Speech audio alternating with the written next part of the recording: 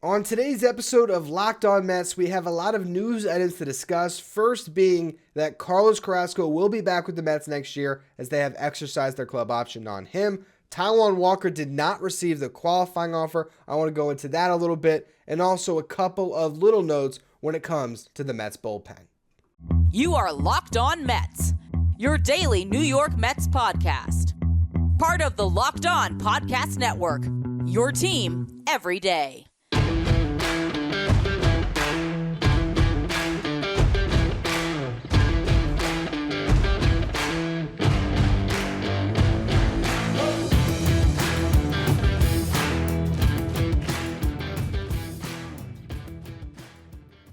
Hello to all you amazing Mets fans. You're watching Locked On Mets, part of the Locked On Podcast Network, your team every day. I'm your host, Ryan Finkelstein. If you want to find any of my work, follow me on Twitter at FinkelsteinRyan. You can also find some of my writing at justbaseball.com, where I work as the managing editor.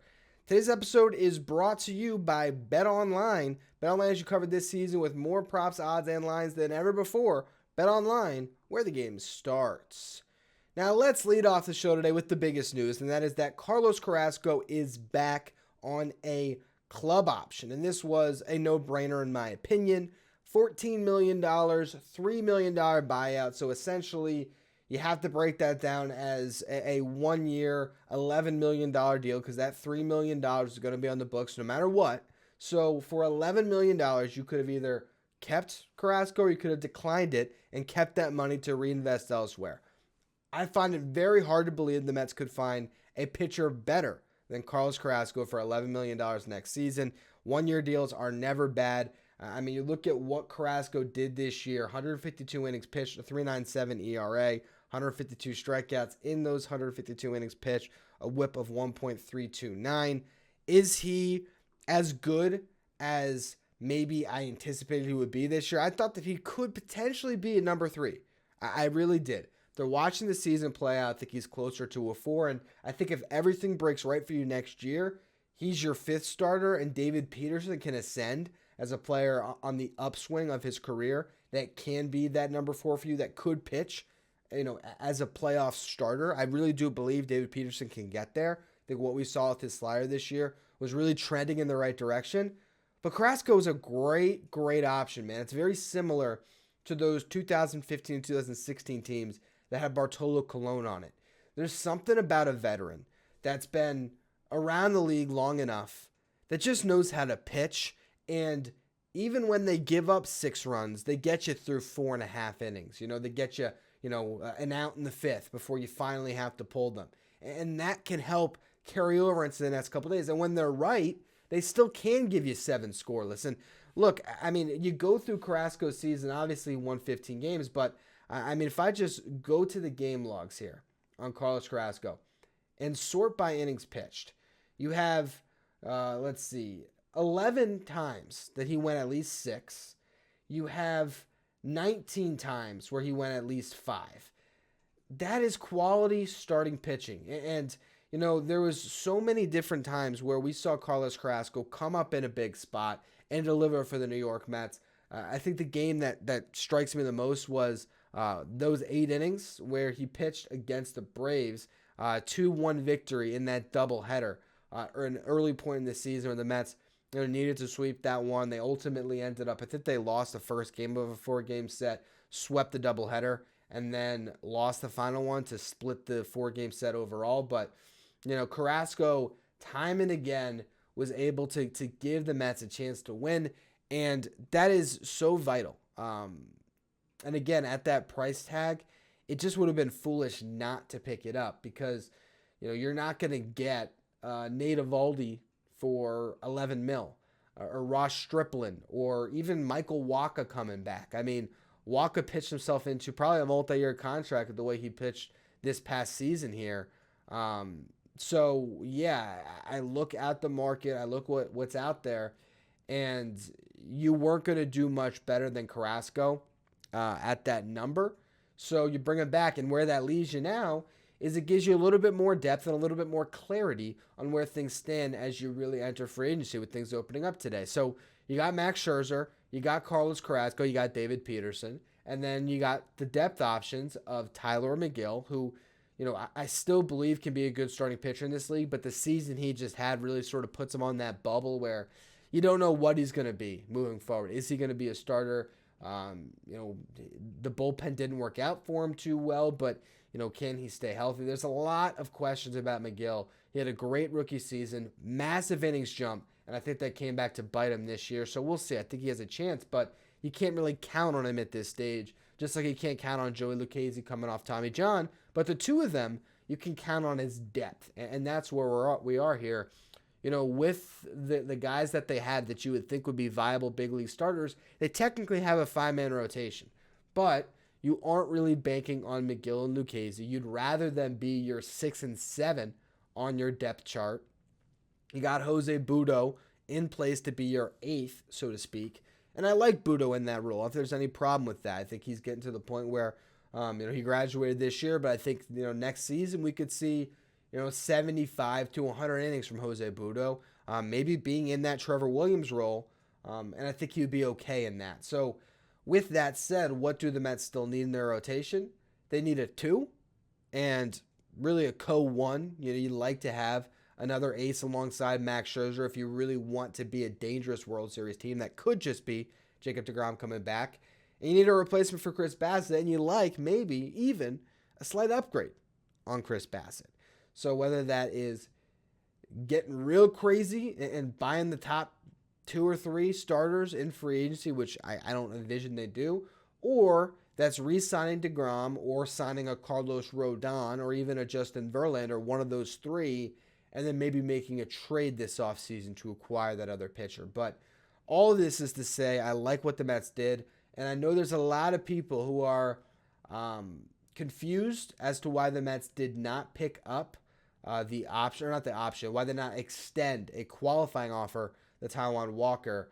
But I actually think that makes sense as well. I want to explain that, or at least what I think is going on here, why they decided against it. We'll get to that in just a minute, but first, today's episode is brought to you by BetOnline. BetOnline.net is your number one source for all your football betting info this season. Find all the latest player developments, team matchups, news, podcasts, and in-depth articles and analysis on every game you can find. And as always, BetOnline remains your continued source for all your sports wagering information with live betting and up-to-the-minute scores for every sport out there. The fastest and easiest way to check in on all your favorite games and events, including MLB, MMA, boxing, and golf. Head to betonline.net or use your mobile device to learn more about the trends in the action. BetOnline, where the game starts. So the New York Mets extended 3 qualifying offers. One to Jacob deGrom, no-brainer. Brandon Nimmo, another one. And Chris Bassitt, which made sense because if Bassitt would come back on a 1-year, $19.56 million deal, you would take it. He had an option for exactly that amount or just shy of it at $19 million. He declined it. You now extend the qualifying offer. That does one of 2 things. Either A, or actually one of 3 things, really. One, it could bring him back on a 1-year deal, which you'd love.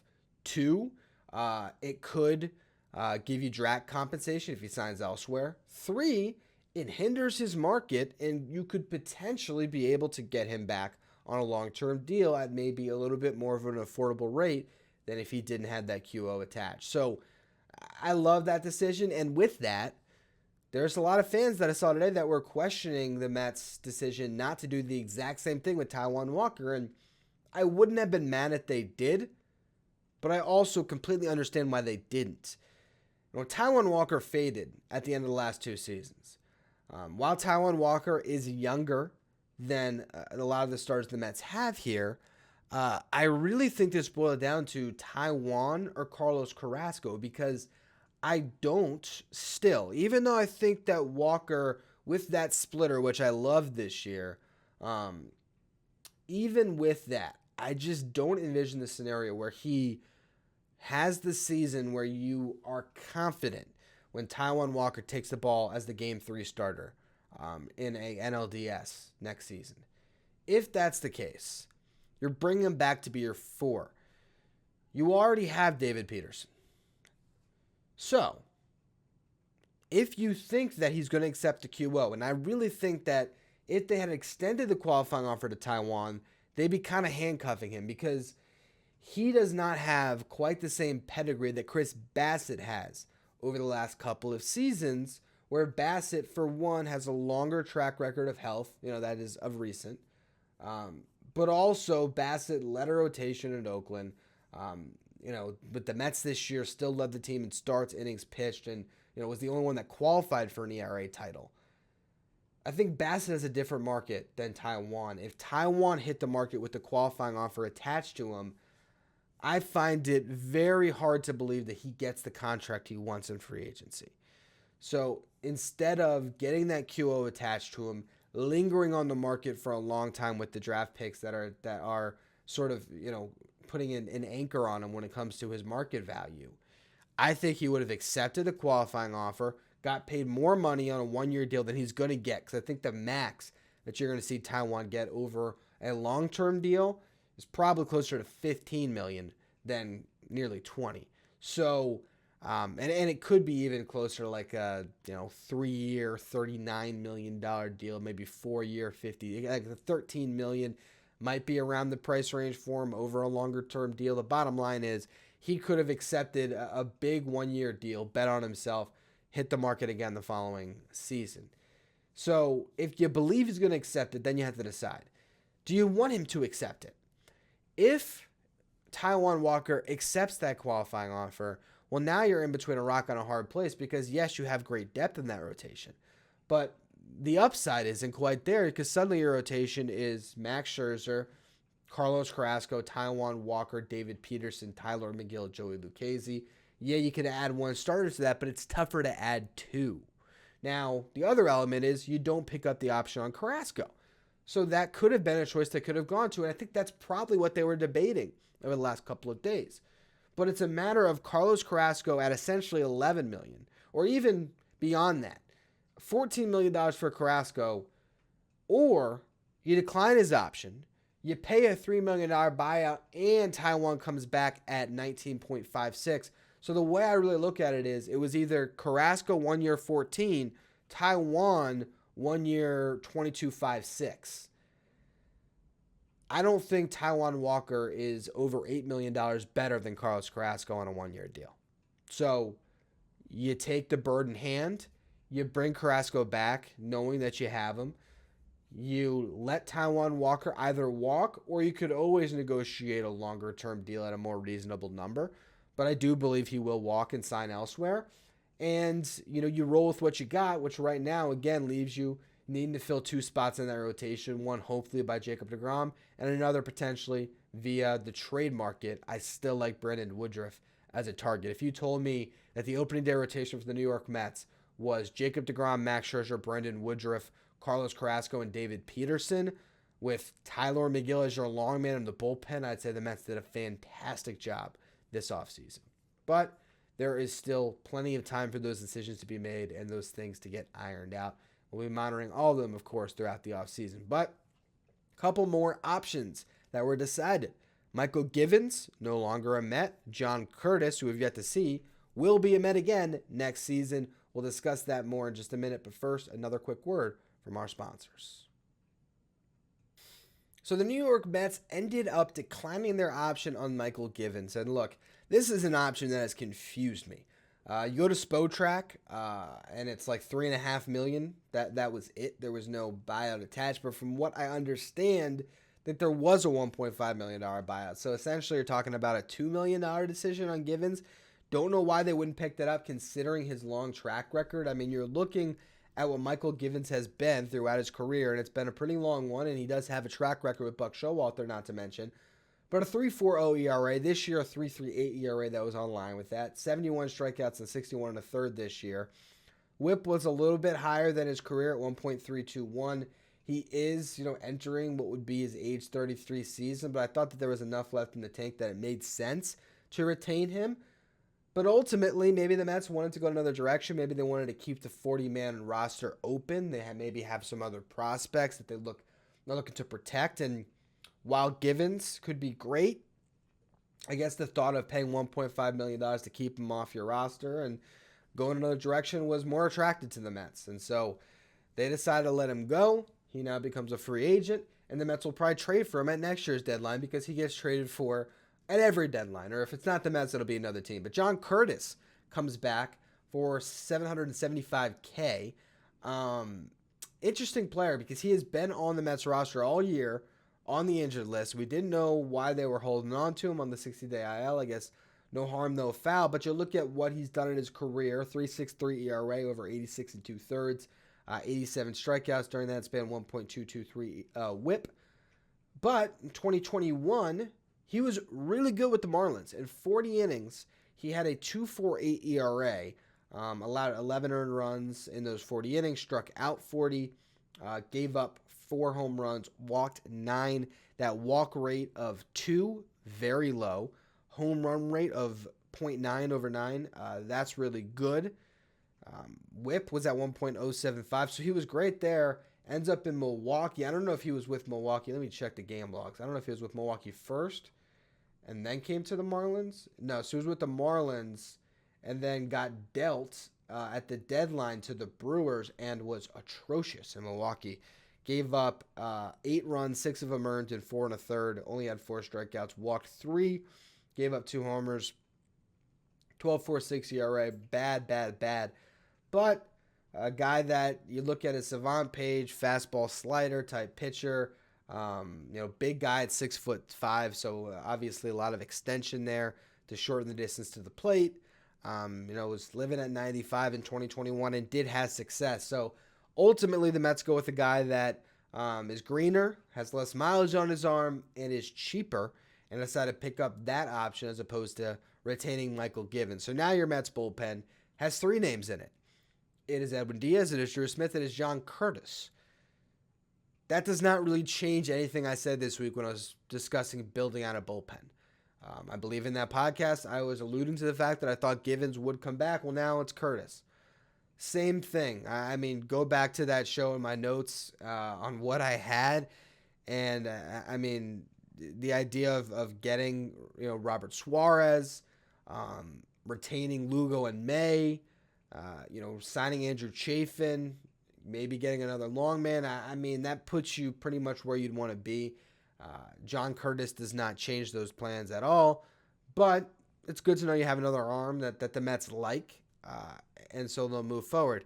One last note here that I wanted to get to before we close because I haven't had a chance to discuss it yet, but the Mets did make a hire that was very interesting. They went out, they got, I'm going to get the guy's name exactly right here, from the Reds. A assistant pitching coach. He's now part of, let me pull this up exactly. All right, so this is courtesy of MetsMerizonline.com. Mike Mayer wrote it. Sources: Mets hire Eric Yeagers as Director of Pitching Development. This was a couple of days ago on November 8th. This is interesting because a young guy, 27 years old, was the Reds' assistant pitching coach for the last 2 seasons. They had a lot of guys who really kind of shocked this year. Graham Ashcraft, as a rookie, was the main one. Also Edwin Diaz's brother had a lot of success this year, but there was some pitchers that did some good things.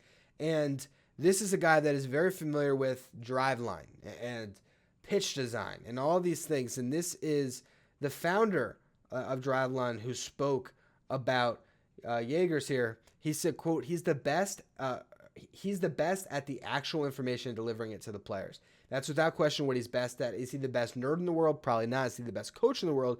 Probably not. Is he the best meld of both when it comes to pitch design? I don't think there is any question.